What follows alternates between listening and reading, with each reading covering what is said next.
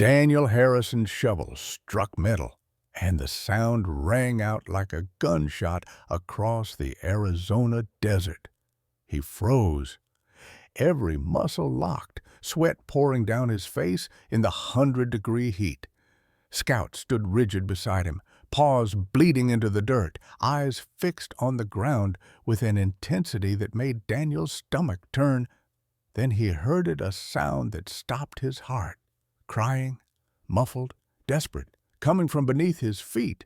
"No," Daniel whispered, dropping to his knees. His hands shook as they scraped away more dirt from the rusted metal door.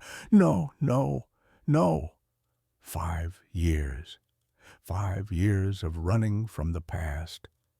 And it had followed him here to this God-forsaken thorn bush in Copper Ridge. The wind carried voices now, parents, reporters, sirens, all converging on this spot where Scout had been barking for 2 days straight.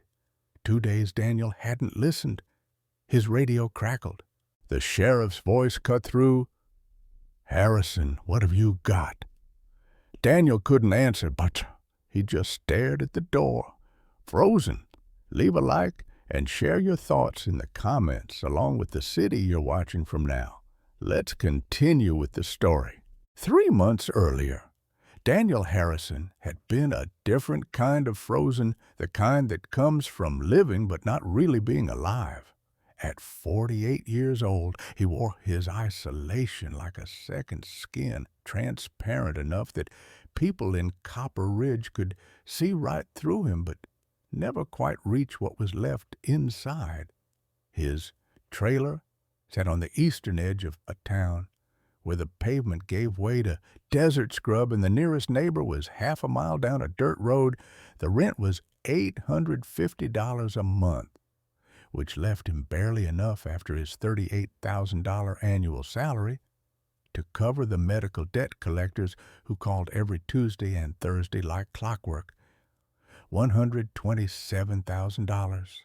That's what it cost to watch someone you love die slowly, fighting a battle that medicine couldn't win and insurance wouldn't cover. Sarah had been gone 3 years, but Daniel still wore his wedding ring, still set 2 plates out for dinner before remembering, still stepped on his side of the bed, leaving hers untouched. The 15-year-old police cruiser he drove had a crack in the windshield shaped like a spider's web.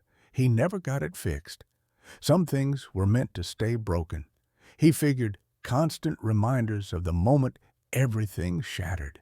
He took the long way to work every morning, adding 20 minutes to his commute just to avoid Route 89. His hands still shook when he gripped the steering wheel too tight, still heard the screech of brakes that came 5 years too late. In his wallet, tucked behind his driver's license, sat a $47 bill crisp, unused, folded twice. He'd carried it for 5 years and never spent a cent. Blood money. He called it in the dark hours when sleep wouldn't come. The watch on his wrist, a gift from Sarah on their 10th anniversary, had stopped at 3:47 p.m. on a Tuesday afternoon. He'd never replaced the battery.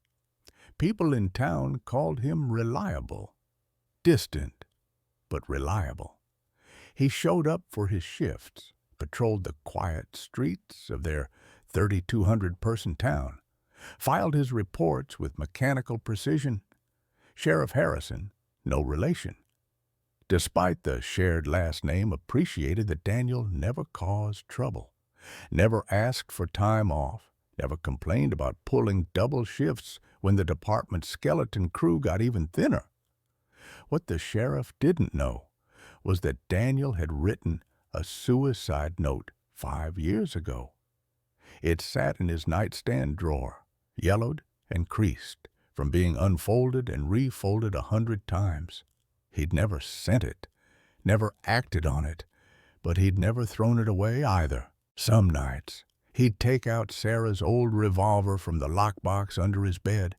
He'd hold it, feel its weight, and try to remember what hope felt like. Then Scout came, 8 months before the shovel hit metal. Scout arrived at the Copper Ridge Police Station in a way that still made Daniel's skin prickle when he thought about it.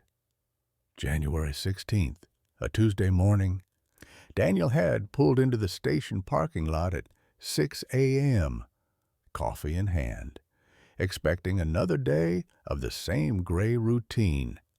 Instead, he found a German shepherd sitting by the front door, ribs visible through matted black and tan fur, a jagged wound where the top portion of his right ear should have been. The dog didn't move when Daniel approached, just sat there, eyes fixed on the door like he was waiting for someone who'd promised to return. Around his neck hung a piece of twine with a folded note attached. Daniel's hands had trembled when he unfolded it. The handwriting was shaky, almost illegible. "He knows more than I can say. Please, he's a good boy." No name, no signature, no explanation for the missing ear, or the scars on the dog's front right paw, or the way he flinched at sudden movements, but never backed down. Sheriff Harrison had wanted to call animal control. "We're not running a shelter here. Danny." But something in the dog's eyes stopped Daniel cold. He'd seen that look before in his own mirror, the look of someone who'd been left behind and didn't understand why. "Give me 48 hours, Daniel had said. "I'll find his owner." He never did. The vet estimated the dog at 5 years old, maybe 6. 85 pounds of muscle and bone, underfed but not starved. The ear wound was old, healed badly, like someone had tried to treat it without proper medical care. No microchip, no tags, no tattoo identification. The German shepherd just appeared, like a ghost with a cryptic message and nowhere else to go. Daniel named him Scout because the dog spent those first weeks scouting every corner of Daniel's trailer, memorizing exits, checking windows, standing guard at the door at night. Scout slept with his scarred head pressed against Daniel's boots. Even when Daniel tried to move him to a dog bed, the message was clear: "I'm not leaving. Don't make me." The K-9 program rejected Scout immediately. Too gentle. The trainer from Phoenix had said, after a week of evaluation, "He's got the nose, got the intelligence, but no aggression. He'd protect, sure, but he won't attack on command. Liability in the field." So Daniel trained him anyway. Spent his own money on certification courses 2 hours away in Tucson. Taught Scout to track, to alert, to search, but mostly they just existed together, two broken things that somehow fit.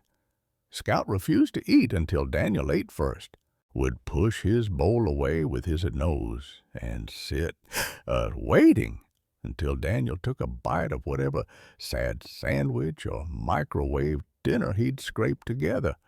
Then, and only then, would Scout touch his food. "You're gonna make me fat, dog," Daniel had muttered one night, and Scout's tail had thumped once against the floor, the closest thing to joy in that trailer. But Scout had demons too. Loud noises sent him cowering fireworks, backfiring trucks, even thunder. He'd shake, press himself into corners, eyes wild with something that looked like memory. Daniel understood. He had his own triggers. Route 89, screeching brakes, the smell of hospital disinfectant. They were a pair. The town decided. The quiet cop and his damaged dog. People started bringing cases to Daniel specifically because Scout had a nose for finding lost things. A missing wedding ring in a hayfield. A teenager who'd wandered off the hiking trail. Small victories that meant everything to someone but never made the news. Thursday, September 14th started like any other day. Daniel woke at 5:30, made coffee he didn't taste, pulled on his uniform that smelled like desert dust and loneliness. Scout was already at the door, tail wagging slightly, ready for patrol. By 2:30 that afternoon, 3 children had vanished from Mesquite Park playground, and Daniel's world was about to tilt off its axis in ways he couldn't possibly imagine. Emma Mitchell, 8 years old, Jacob Torres, Tikit, Lily Patterson, 7. Their parents had dropped them off at 3 o'clock for what should have been an hour of sunshine and laughter. By 3:45, the swings were still moving in the breeze, but the children were gone, no witnesses, no signs of struggle, just empty playground equipment and 3 families whose lives stopped the moment they realized their babies weren't coming home. Daniel took the call at 2:57 p.m. His watch still stopped at 3:47, felt heavier on his wrist as he drove to the park. Scout alert in the passenger seat. Neither of them knew that Scout had already found them. They just weren't listening yet. The nightmare began at 6 a.m. on Friday, September 15th, when Daniel woke to find Scout gone. The trailer door hung open, claw marks gouged deep into the cheap wood frame. Daniel's heart hammered as he pulled on his boots, not bothering to lace them, and stumbled outside into the pre-dawn darkness. The temperature was already climbing toward what would become another scorching day, 95 degrees by 8 a.m., 105 by noon. Scout, his voice cracked across the empty desert. Nothing, just wind and the distant howl of a coyote. Daniel knew where the dog had gone. He'd known since last night when Scout refused to settle, pacing the trailer's narrow length, whining low in his throat, scratching at the door every time Daniel's attention wavered. The D had barely touched his food, hadn't slept, just stared at Daniel with those knowing eyes that seemed to say, "You're wrong, and children are dying and you're too stubborn to see it." The drive to Mesquite Park took 11 minutes. Daniel's cruiser kicked up dust on the empty roads, headlights cutting through the dark. His hands shook on the wheel not from fear, but from the terrible certainty building in his chest that he'd failed. Again. He found Scout exactly where he expected, at the mesquite thicket on the park's eastern edge, digging like his life depended on it. "Damn it! Scout!" Daniel slammed the cruiser door, anger flooding hot through his veins. Anger at the dog, at himself, at the universe that kept putting him in positions where he had to choose between looking like a fool and doing what his gut screamed was right. "We searched this area twice. There's nothing." He stopped. Scout's paws were raw, bloody, torn up from hours of clawing through thorns and hard-packed earth. The ground around the thicket was torn up like a battlefield, dirt scattered everywhere. And there, barely visible beneath the dog's bleeding paws, was the unmistakable edge of a metal door handle. Rusted, partially buried, recently disturbed, Daniel's knees hit the dirt. His hands moved on autopilot, scraping away soil, pulling back brush, despite the thorns that tore at his palms. The metal was cold under his fingers, old, but not ancient. A door, an actual door, hidden under 6 inches of dirt and desert debris. "Oh, God!" The words came out strangled. "Oh, God! Scout, what did you find?" Scout sat back on his haunches, tongue lolling, exhausted but alert, waiting, trusting Daniel to do what came next. Daniel's radio felt like lead in his hand. His thumb hovered over the call button. This was it, the moment that would either vindicate him or end his career. If he called this in and was wrong, they'd pull him off the case.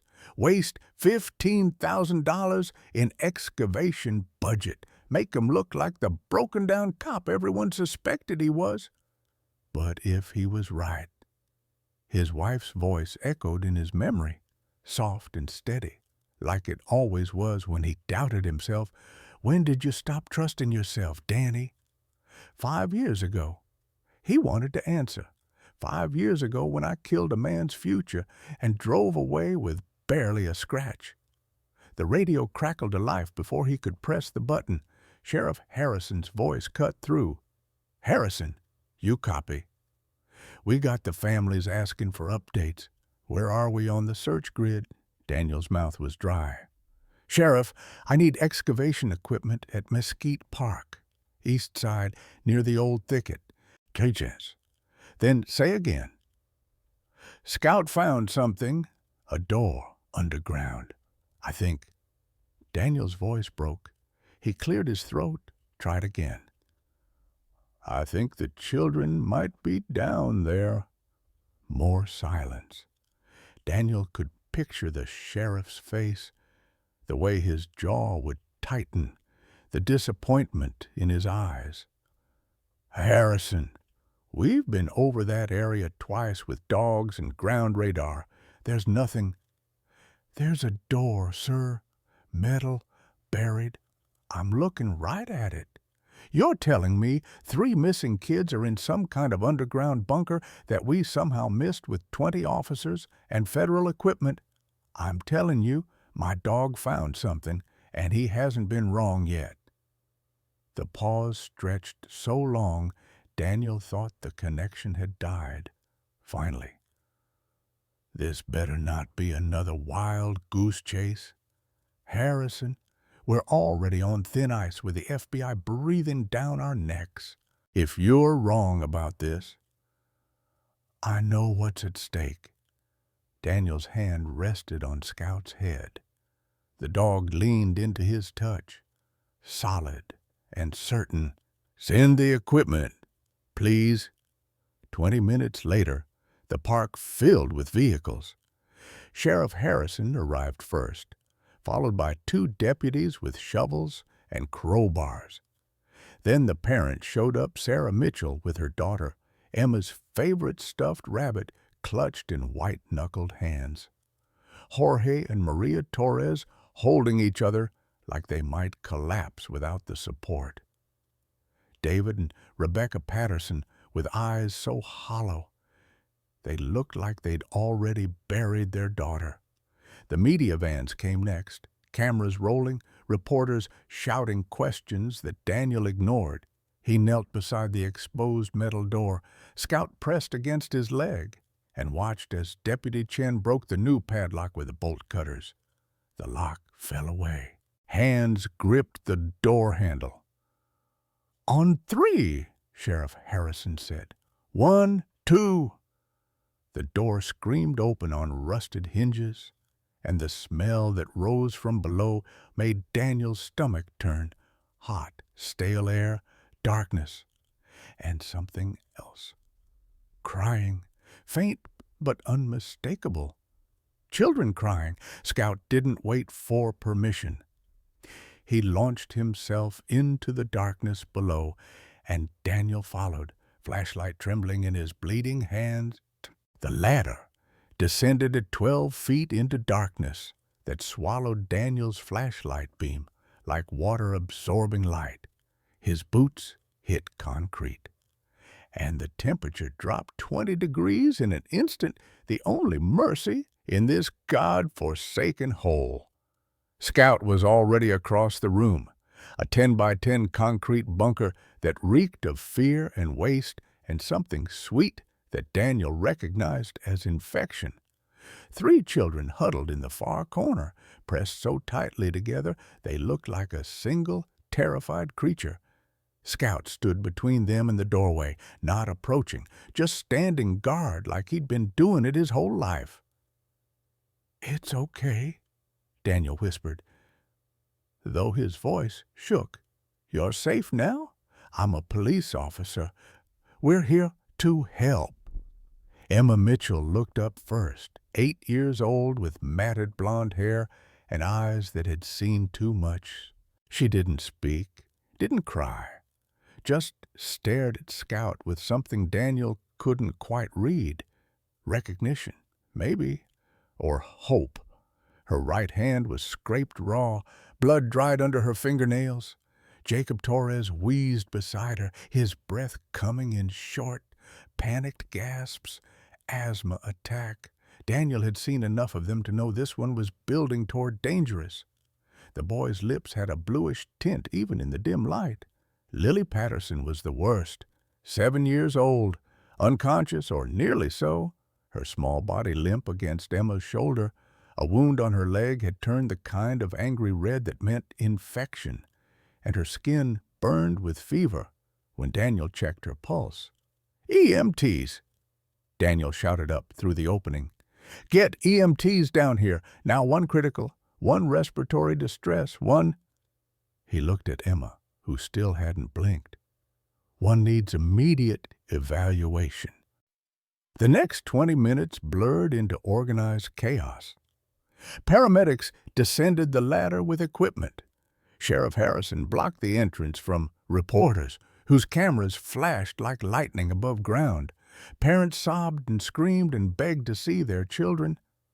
But Daniel stayed on his knees beside Scout, watching the dog who wouldn't move from his position. Scout's eyes never left Emma, and Emma's eyes never left Scout. When the EMTs tried to approach, Emma flinched back. When her mother's voice called down, "Emma, baby, Mommy's here," the girl didn't respond.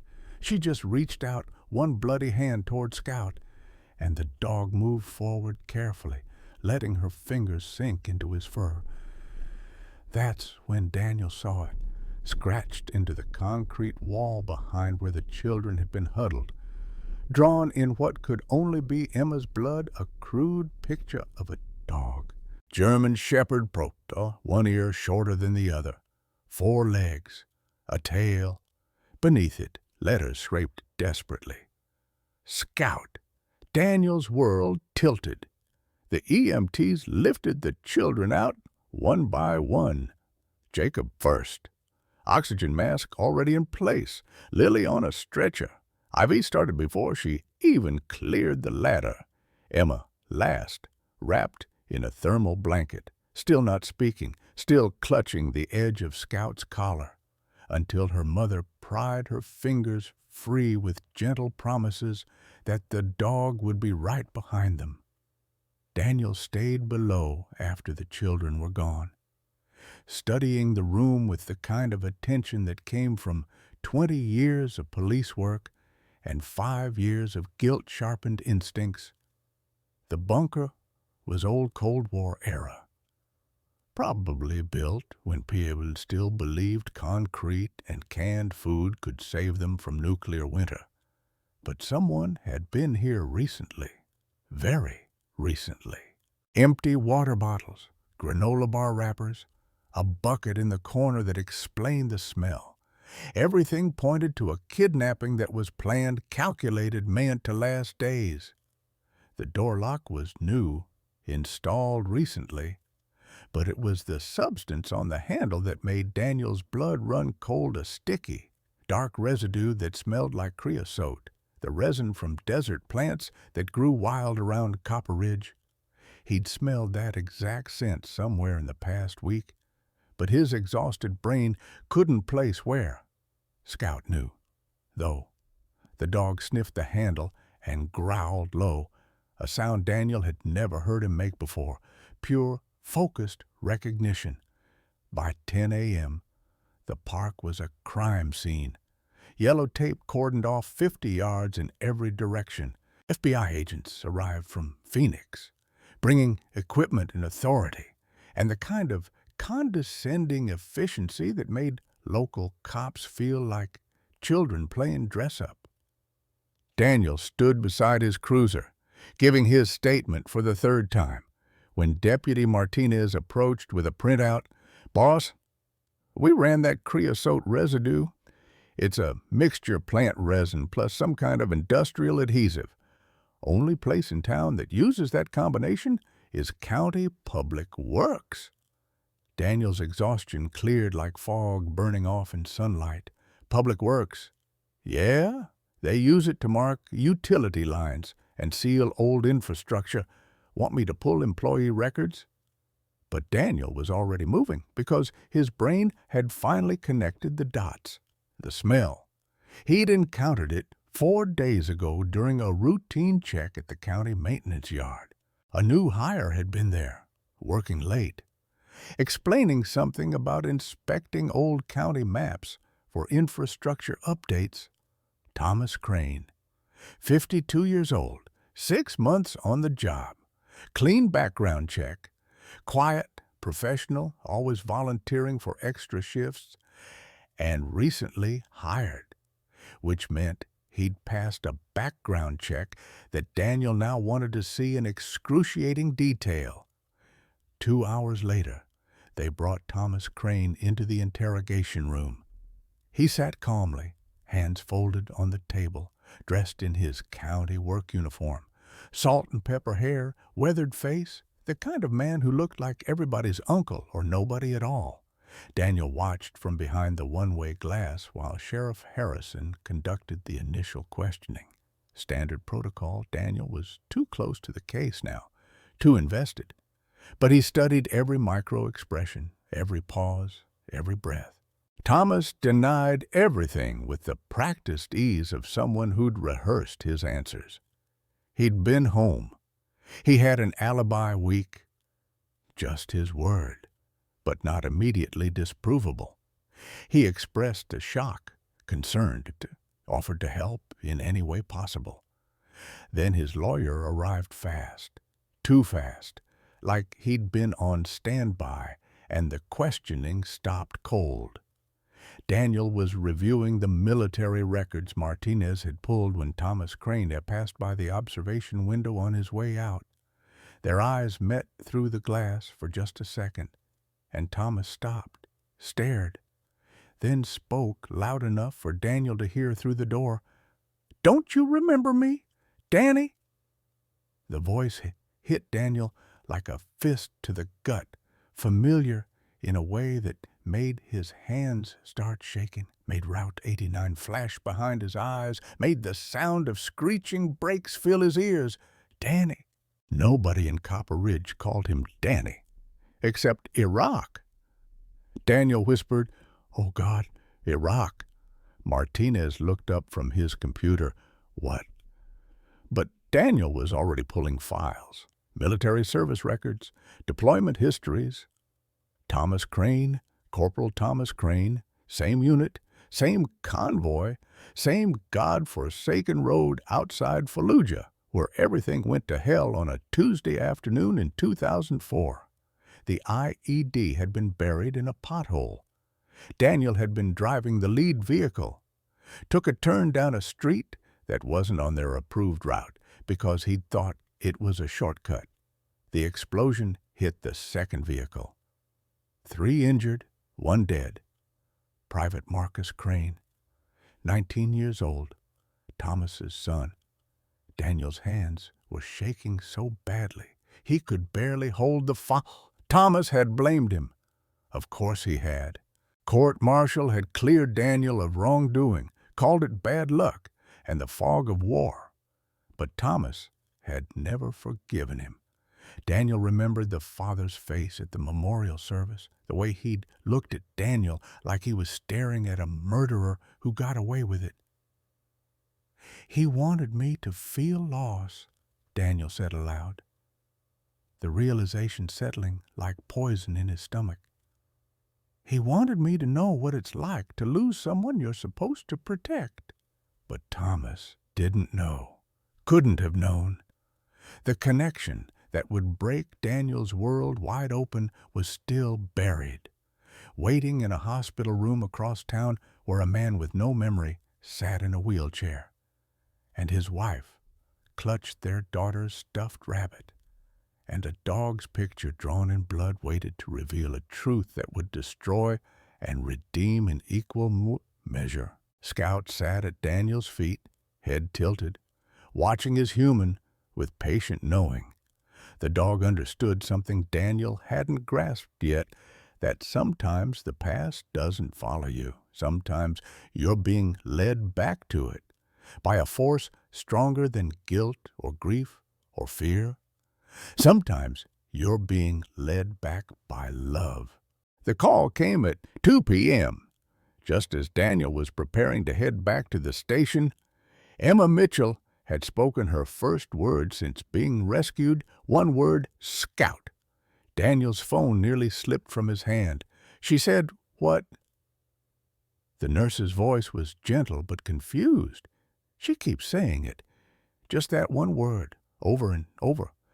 Her mother thought maybe it was a stuffed animal or something she lost. But then she saw your dog on the news footage, and Mr. Harrison.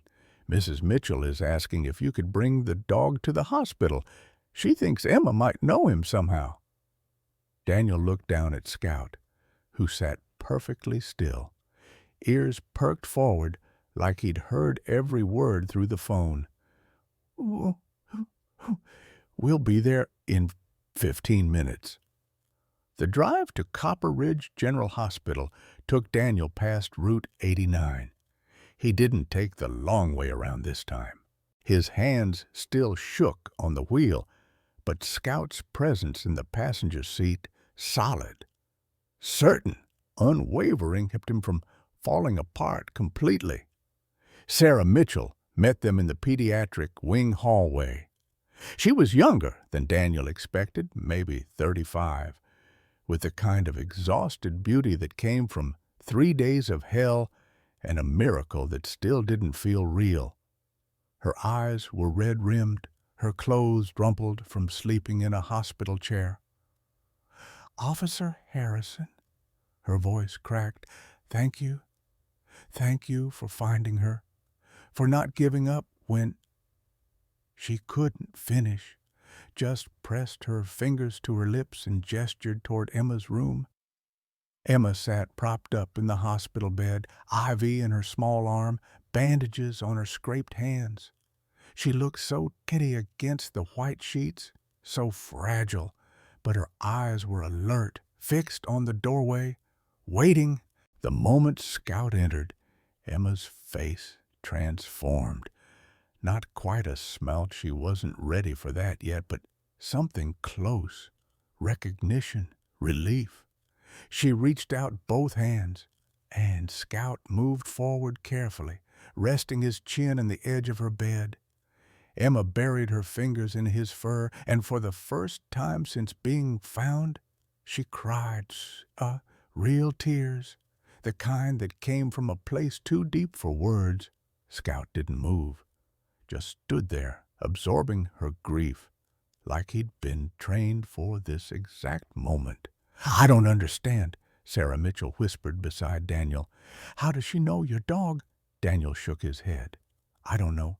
I found him abandoned at the station 8 months ago. No tags, no chip, just a note that said—" "What kind of note?" Sarah's voice had gone sharp. "Just a few words. He knows more than I can say. Please. He's a good boy." Mulila Daniel recited the words he'd memorized months ago.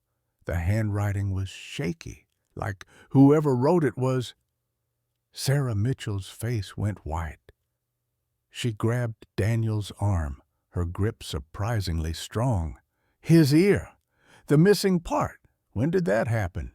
"I don't know. It was already healed when I found him. The vet said maybe a year old, poorly treated, like someone without access to proper veterinary care tried to help him themselves." Sarah's voice was barely a whisper. She pulled out her phone with trembling hands, scrolled through photos, then thrust the screen at Daniel. "Is this your dog?" The photo showed a German shepherd with 2 intact ears, sitting in front of a Christmas tree. A man knelt beside the dog, arm around its shoulders, grinning at the camera, the same black and tan coloring, the same intelligent eyes, the same build and stance. "That's Scout," Daniel said slowly. But this was taken 3 years ago, before my husband's accident. Sarah's tears were falling freely now. That's Michael Mitchell, Emma's father, and that Scout, our Scout, the duck that saved our family from a home invasion 2 years ago. The dog that disappeared 8 months ago with the note pinned to his collar, because my husband knew he was losing his memory and wanted Scout to be safe somewhere he could still help people. The hospital hallway tilted. Daniel grabbed the wall for support. Michael Mitchell. Your husband's name is Michael Mitchell. Yes, he's in long-term care at Sonoran Memory Center, traumatic brain injury from a car accident 5 years ago. He's been declining ever since. But 8 months ago, he had one last lucid period, and Sarah stopped, really looking at Daniel for the first time. Why do you look like you've seen a ghost? Because Daniel he was staring at one right now in the form of a photograph. Michael Mitchell, the man from Route 89, the man whose car Daniel had hit when his cruiser's brakes failed on a rain-slicked road 5 years ago. The man who'd been airlifted to Phoenix with a fractured skull and brain bleeding while Daniel walked away with nothing but a cut on his forehead and guilt that would follow him forever. The $47 in his wallet, the insurance payout he'd never cashed because spending it felt like profiting from someone else's destruction. Blood money from the man whose life he'd shattered, whose family he'd broken, whose dog now slept at his feet every night. I need to sit down, Daniel managed. Sarah guided him to a chair, her confusion evident. Officer Harrison, are you all right? Do you know my husband? I'm the one who hit him. The words came out flat, dead. 5 years ago, Route 89. My brakes failed. I crossed the center line. The accident that gave him the brain injury that was me. I'm the reason your husband can't remember you. I'm the reason Emma grew up without a father who knows her name. The silence that followed was suffocating.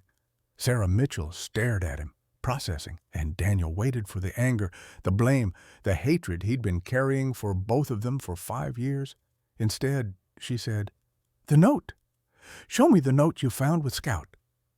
Daniel pulled it from his wallet. He'd kept it all these months, folded next to the $47.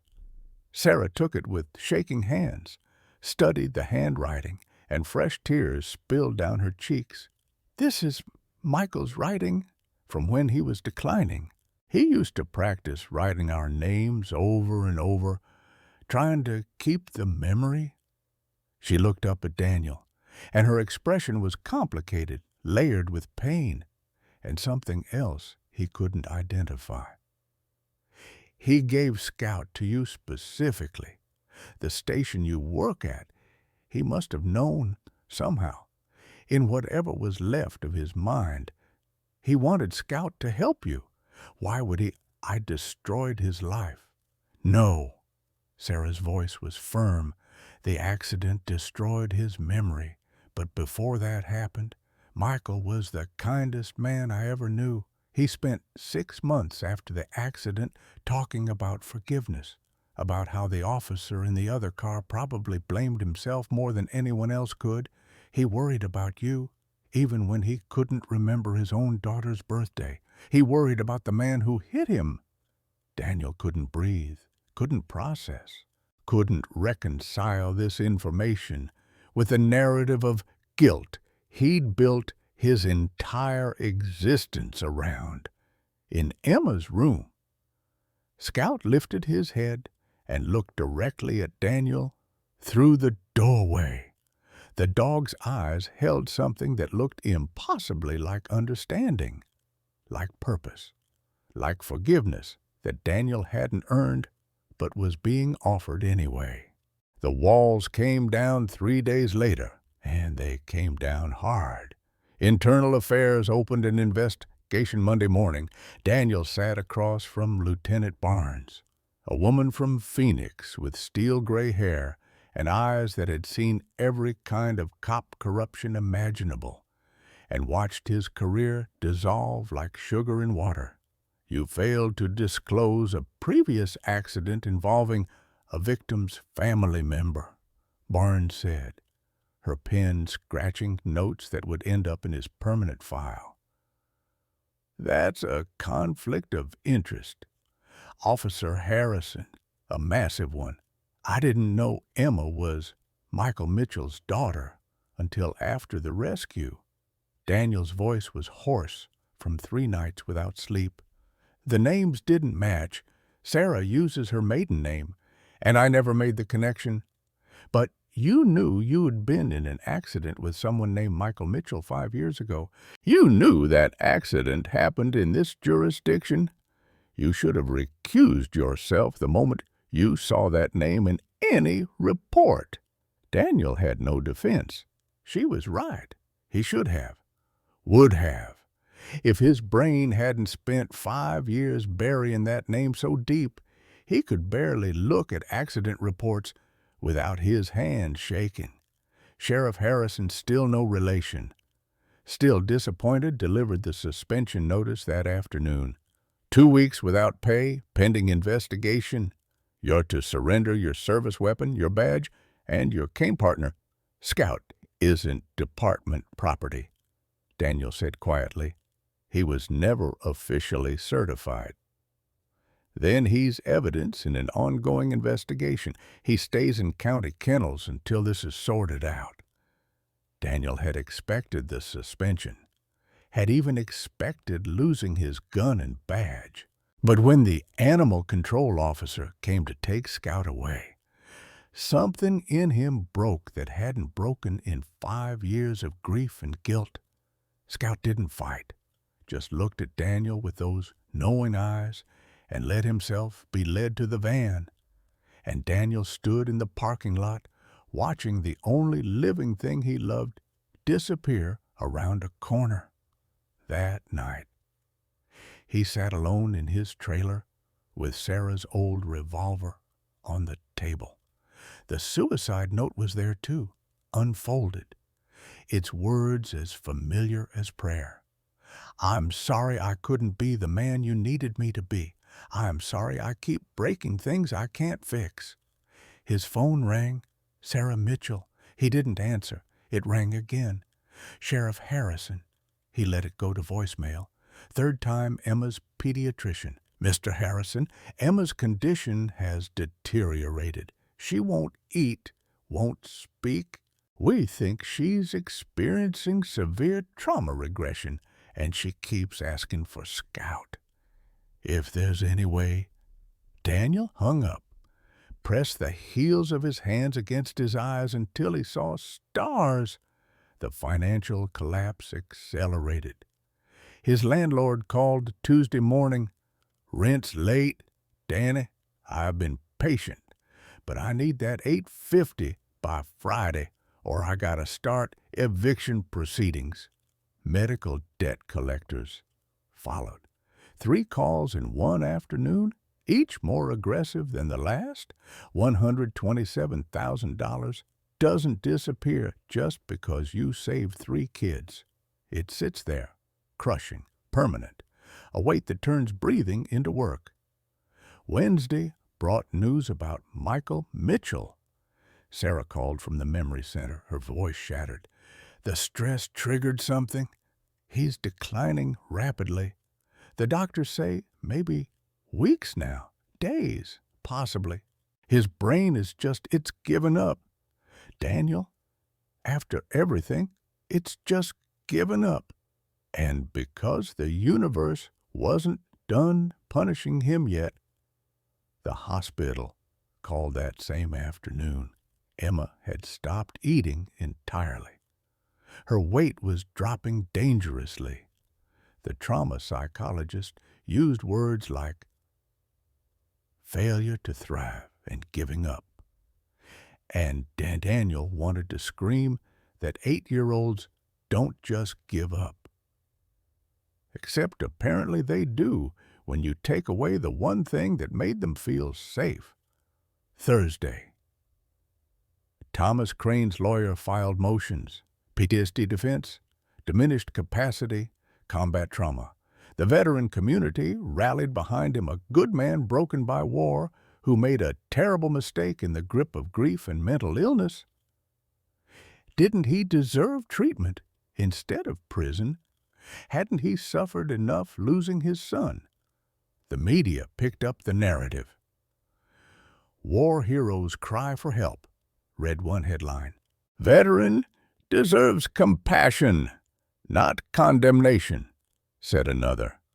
Online comment sections filled with arguments about PTSD, about the price of war, about whether Thomas Crane was villain or victim. Nobody asked Daniel what he thought. Nobody wanted to hear that he understood both sides too well, that he'd driven the vehicle that got Thomas's son killed and then lived with that knowledge eating him alive for 20 years.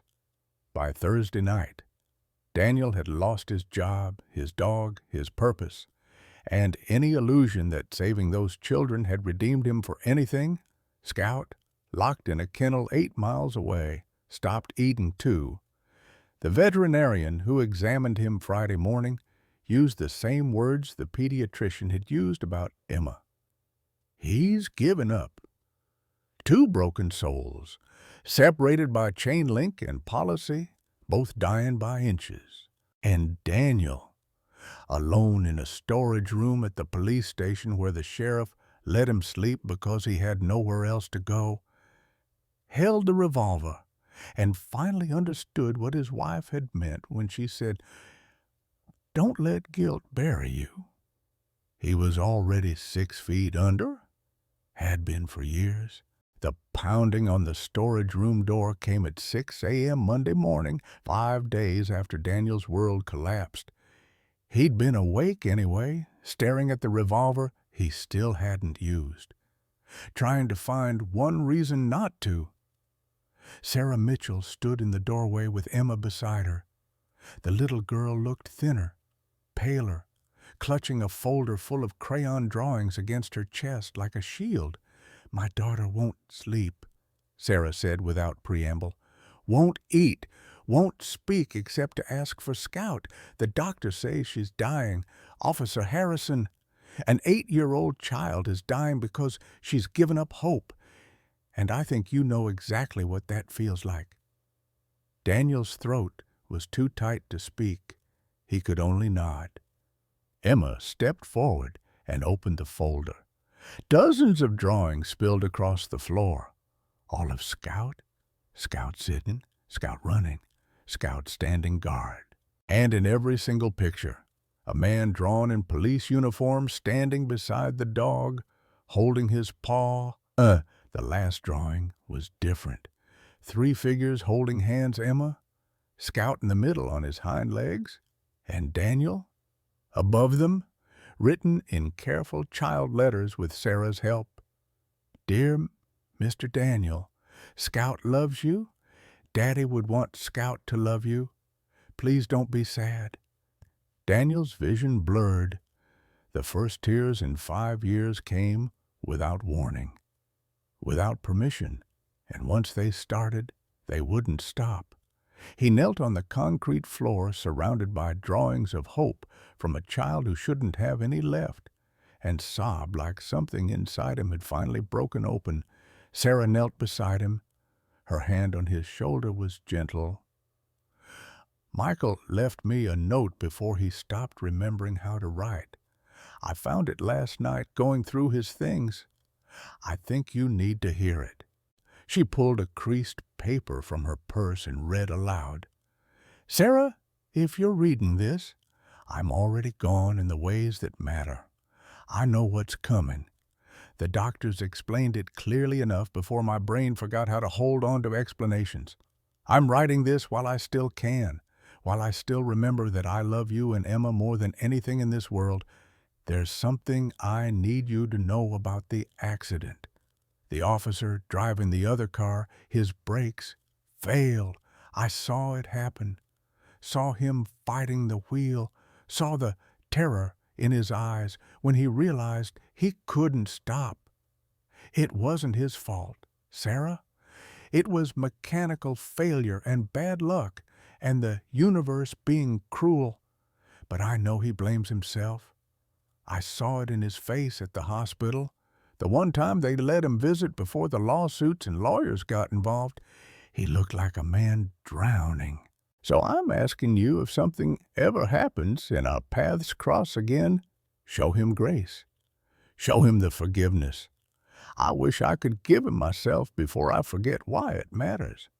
And Sre, take care of Scout. He's more than a dog. He's proof that loyalty doesn't require memory, that love doesn't need reasons. If I can't be there to protect you, he will.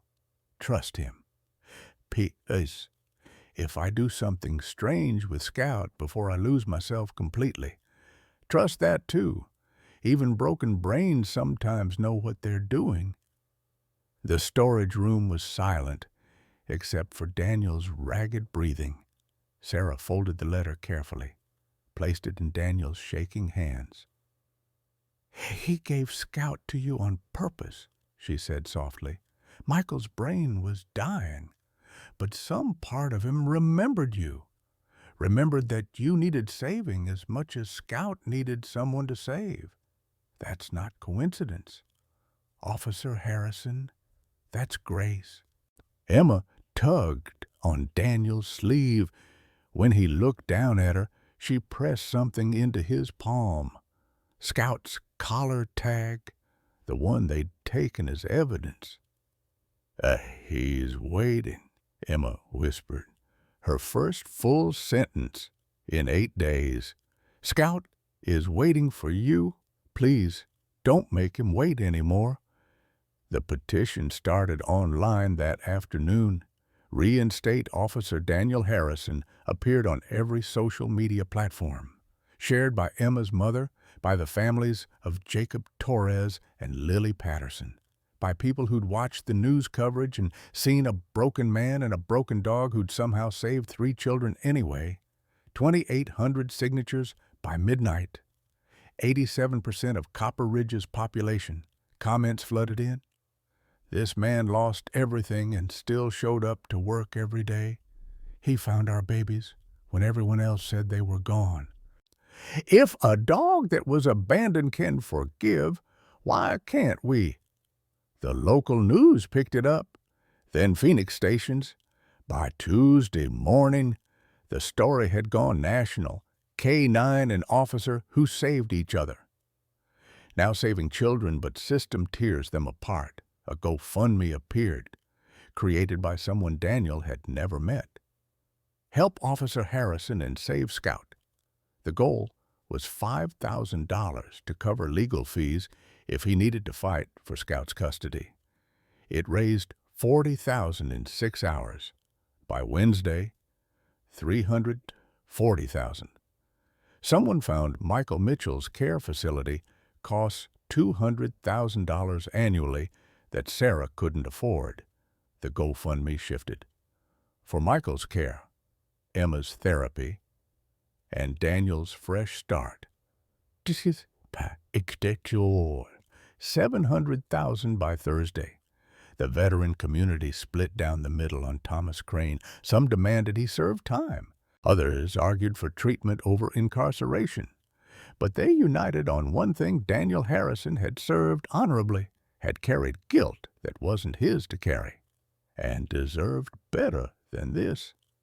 Friday morning, Sheriff Harrison called Daniel into his office. Lieutenant Barnes from Internal Affairs sat there, stone-faced as ever. "The investigation is closed," the sheriff said gruffly. "No conflict of interest when you didn't know about the connection. You're reinstated, effective immediately. Full back pay for suspension period. And Scout," he cleared his throat, "Scout is officially certified as your CABE partner. Department expense, you earned it." Daniel couldn't speak, could only nod as the sheriff slid his badge and service weapon across the desk. "One more thing," Barnes added, her steel expression cracking slightly. There's a ceremony Saturday. Town wants to present Scout with commendation for the rescue. Press will be there. Federal people. You don't have to go if you're not ready, but I'll be there, Daniel said hoarsely. We'll both be there. That afternoon, Daniel drove to the Sonoran Memory Center with Scout in the passenger seat. The dog hadn't eaten in 5 days, had lost 12 pounds, but the moment they pulled into the parking lot, Scout's ears perked forward, some kind of recognition firing in whatever part of a dog's brain holds memory. Michael Mitchell sat in a wheelchair by the window, staring at nothing, 43 years old but looking 60, his body present while his mind wandered places no one could follow. Daniel stood in the doorway, uncertain, until Sarah nodded him forward. "Michael," she said gently, "someone's here to see you." Scout walked across the room slowly, deliberately, sat in front of the wheelchair, placed one paw on Michael's knee. For a long moment, nothing happened. Then Michael's hand, shaking, uncertain, reached out and touched Scout's head. His fingers found the scarred place where the ear was missing, and something flickered behind his vacant eyes. "Scout," Michael whispered. The word came from somewhere deep, someplace memory couldn't quite reach, but love still lived. "Good boy. You're such a good boy." His eyes lifted to Daniel, and for just a second, one impossible, precious second, there was recognition, not of Daniel specifically, but of what he represented, the uniform, the badge, the man standing with his dog. Did he? Michael's voice cracked. Did he find them the children? Daniel dropped to his knees, tears streaming openly now. "Yes, sir, Scout found them. Your little girl is safe. Emma is safe because of him, because of you. You saved her twice. Mr. Mitchell, once when you gave Scout away, and once when he refused to give up." Michael smiled. It was small, confused, but genuine. "Good. That's good." His hand never left Scout's head. "He's a good boy, always was." Then the light faded from his eyes, and he was gone again, lost in whatever fog consumed him, but his hand stayed on Scout's head, and Scout stayed perfectly still, letting this broken man who'd once been his whole world remember, just for a moment, what love felt like.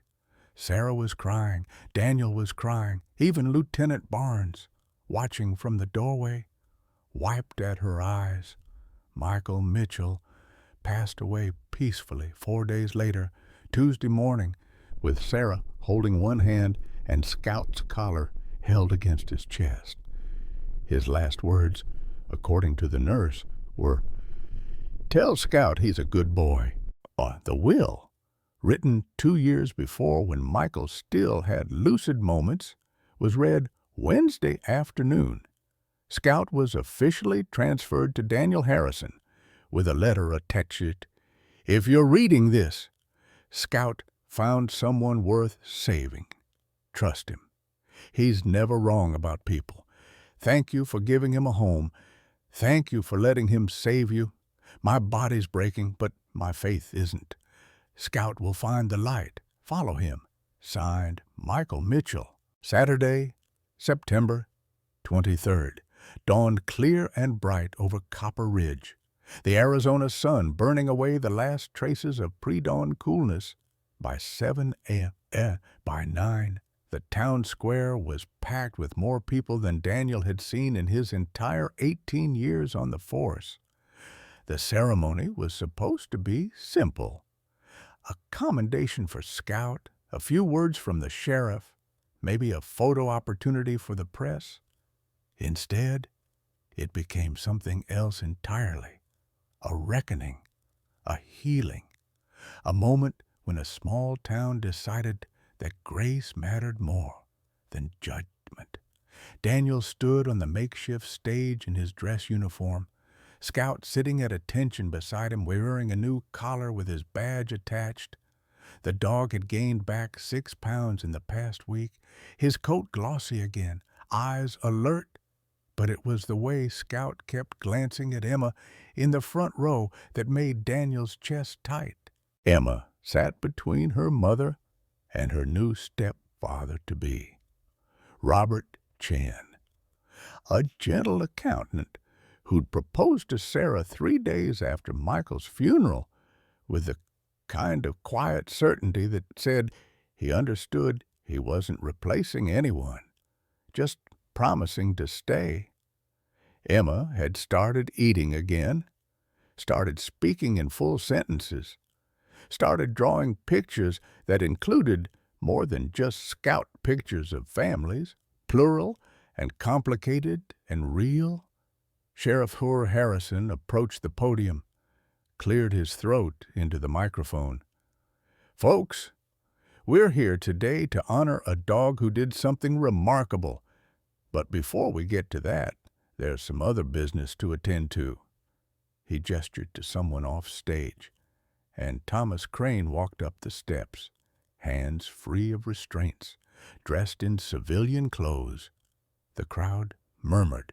Some shifted uncomfortably. Others stood as if ready to protest.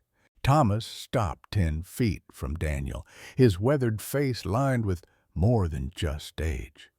He looked smaller somehow, diminished by guilt and medication and the weight of what he'd done. "I'm here," Thomas said, his voice amplified by the microphone the sheriff handed him, "because my lawyer and the veteran community asked me to speak. They think I deserve leniency, treatment, instead of prison, and maybe they're right, I don't know anymore. PTSD is real, grief is real. War breaks people in ways that don't heal clean." He paused, looked directly at Daniel. "But none of that excuses what I did. I kidnapped 3 children to make a man feel the pain I've been carrying for 20 years. I wanted Daniel Harrison to know what it's like to lose someone, to fail at protecting them, to live with that failure every day." The crowd was silent. Even the press had stopped filming, just listening. "What I didn't know," Thomas continued, his voice cracking, "was that he already knew, that he'd been carrying the same weight I was, for the same war, for the same mistakes that weren't really mistakes but just the universe being cruel. I blamed him for my son's death. He blamed himself. We've been drowning in the same water for 2 decades. Thomas took a shaky breath. "I'm guilty. I should serve time for what I did. But I'm standing here asking for something I don't deserve forgiveness. Not from the court, not from the town. From the 3 families whose children I hurt. From Daniel Harrison, whose life I tried to destroy. I'm asking because I need to hear if forgiveness is even possible when you've done something this unforgivable." Emma stood up. Sarah tried to stop her, but the 8-year-old walked straight to the stage, climbed the steps, and stood in front of Thomas Crane with the kind of fearlessness that came from already surviving the worst thing she could imagine. "My daddy's gone," Emma said, her small voice somehow carrying across the square. "He died because his brain was broken from an accident that nobody meant to happen. Mr. Daniel didn't mean it. You didn't mean to be so sad you did a bad thing, and I didn't mean to draw Scout's picture in my own blood because I was so scared." She held up her scraped hand, still bandaged. "But I did, because when you're scared, you do things that don't make sense. My therapist says that's okay. She says scared people need help, not more hurt. So I forgive you, Mr. Crane. Not because what you did was okay, but because holding on to hurt just makes more hurt. And I'm tired of being scared." Thomas Crane dropped to his knees and wept. Grown man, veteran, kidnapper, reduced to sobbing in front of 3,000 people because an 8-year-old had shown him more grace than he'd shown himself in 20 years. Jorge and Maria Torres stepped forward next, bringing Jacob with them. The 6-year-old still carried his inhaler everywhere, still had nightmares, but he walked up to Thomas and said simply, "You need to get help, like I got help for my asthma. Okay?" David and Rebecca Patterson brought Lily, whose leg infection had healed but left a scar she'd carry forever. "We're still angry," Rebecca said honestly. "We may be angry for years, but we also know that anger doesn't bring healing. So we won't stand in the way of you getting treatment. We just ask that you use it, really use it. Become someone who helps instead of hurt." Then Daniel stepped forward. Scout moved with him, pressed against his leg, steady and sure. Daniel looked at Thomas Crane, the man who'd served with him, suffered with him, blamed him, tried to break him, and saw his own reflection staring back. "You wanted me to feel loss," Daniel said quietly, "but I've been feeling it for 5 years. Every time I drive past Route 89, every time I look at the $47 I couldn't bring myself to spend, every time I wake up and remember that I killed a good man's future because my brakes failed and the universe didn't care about fair." He pulled the folded bills from his wallet, held them up. "Michael Mitchell's insurance payout. I never cashed it because spending it felt like profiting from his pain. But his wife and I talked, and we decided something. This money and the $340,000 that strangers donated online. It's going to Veteran Mental Health Services, a fund in Michael's name and your son Marcus's name, because they both deserve better than what war and accidents and broken systems gave them." Daniel held out his hand. "I forgive you, Thomas, not because you deserve it, because I need to. Because carrying this weight is killing me the same way it's killing you. And I'm done drowning. We both are." Thomas took his hand, and they stood there, 2 broken soldiers, 2 guilty men, 2 humans who'd made terrible mistakes and were trying to figure out how to live with them, and the crowd erupted in applause mixed with tears. The judge, watching from the front row, announced her decision on the spot. 5 years suspended sentence, mandatory psychiatric treatment at Phoenix Veterans Center, weekly therapy, community service with children's advocacy groups once treatment is complete. And Mr. Crane, if you violate any terms, you serve the full 15 years. This is your chance. Don't waste it." Thomas nodded, unable to speak, and was led off stage by his sister and the veterans who'd vouched for him. Then Sheriff Harrison pinned the Commendation Medal on Scout's collar. The citation read, "For extraordinary service in the rescue of 3 endangered children, and for demonstrating that loyalty, courage, and love require no words, only action." But Daniel barely heard the speech. He was watching Emma, who'd climbed down from the stage and was now sitting cross-legged on the grass. Scout's head in her lap, whispering secrets to a dog who'd saved her life twice without ever knowing he was doing anything except following his heart. 6 months later, in March, Daniel Harrison stood in a different crowd at a different ceremony. This one was smaller, quieter. Just the families and friends gathered for the dedication of Michael Mitchell Memorial Park, where Mesquite Park used to be.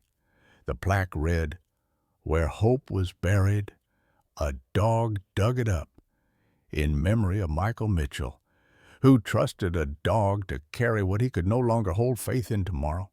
Scout's paw print was cast in bronze beside it, and children had already started the tradition of placing their hands over the print and making wishes. Emma, now 9 and thriving in 3rd grade, read the letter she'd written for her father. "Daddy, you saved me twice. Once when you gave Scout to the police, once when Scout wouldn't give up. Mr. Daniel says sometimes the people we save end up saving us back. I think that's what you wanted, for Scout to save someone. And he did. He saved all of us. I miss you every day. But I'm not sad anymore because I know you're proud of me. And I know you'd like Mr. Daniel and Scout and Robbie and all the people who helped us. You were right about something you wrote in that letter Mommy showed me. You said love doesn't need reasons. It just needs trust. I trust that you love me even when you couldn't remember me. I trust that Scout loves me even though I'm not his first family. I trust that Mr. Daniel will keep being Scout's human even on days when it's hard. And I trust that you're somewhere happy, remembering everything now. I love you, Daddy. We all do." There wasn't a dry eye in the gathering. Daniel stood with his arm around Sarah, his other hand on Scout's head, and felt something he hadn't felt in 5 years. Peace, not the absence of pain that would never fully go away, but the presence of something stronger, purpose, connection, the knowledge that broken things could still be useful, that damaged hearts could still love, that dogs who'd been abandoned and men who'd been drowning could find each other and somehow, impossibly, become whole. Jennifer, the teacher he'd been dating for 3 months, squeezed his hand. Scout leaned against his leg. Emma waved from where she stood with her mother and Robert, and Daniel Harrison, who'd once held a loaded gun and couldn't find a reason not to use it, now had so many reasons he couldn't count them all. The photograph from that day, Daniel kneeling beside Scout, Emma hugging them both, the memorial plaque visible behind them, sunset painting the Arizona sky in shades of gold and pink, went viral within hours. The caption, written by a journalist who'd followed the story from the beginning, read simply, "This is what redemption looks like. Not perfect, not easy, but real." 10,000 shares in the first day, 50,000 by the end of the week, 1 million within a month. But the best response came from Emma herself, who commented on the photo with words that would be quoted in sermons and therapy sessions and support groups across the country. Scout barked at the Thorns. Mr. Daniel was frozen with fear, but they both kept going anyway. That's the brave part. Not that they weren't scared, but that they didn't let scared be the end of the story. 1 year after the rescue, Daniel stood at the same memorial with Scout, both of them grayer now, both of them scarred, both of them still showing up. He whispered the words he'd written to his late wife, Sarah. The letter he'd finally finished. "You told me not to let guilt bury me. I didn't listen for a long time, but there was this dog, stubborn, loyal, broken like me. He wouldn't let me stay buried. Some debts can't be paid, but they can be honored. I think we're doing that. I think you'd be proud." Scout's tail thumped once against the ground, and Daniel Harrison, 49 years old, widowed, damaged, redeemed by a dog who knew more than anyone could say, finally understood what his wife had meant all along. Don't let guilt bury you. Let love dig you up.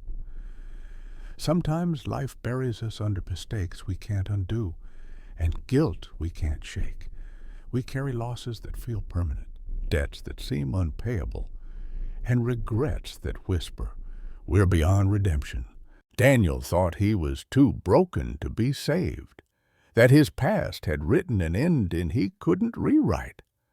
But then came Scout, a dog who'd been abandoned yet still believed in second chances, who dug through thorns and doubt until he found life buried beneath the surface. This story reminds us that forgiveness isn't about erasing what happened or pretending the pain wasn't real. It's about choosing to honor our scars by becoming someone who helps instead of hides. It's about understanding that the people and animals we save often end up saving us right back. Michael knew his memory was failing, but he trusted that love would find a way. Emma learned that being scared doesn't mean staying scared forever. And Daniel discovered that redemption doesn't require perfection, just the courage to keep showing up even when you're still healing. Have you ever experienced a moment when an animal showed you something about forgiveness or loyalty that changed how you saw yourself? What would you tell someone who feels too broken to deserve a fresh start? Share your thoughts below.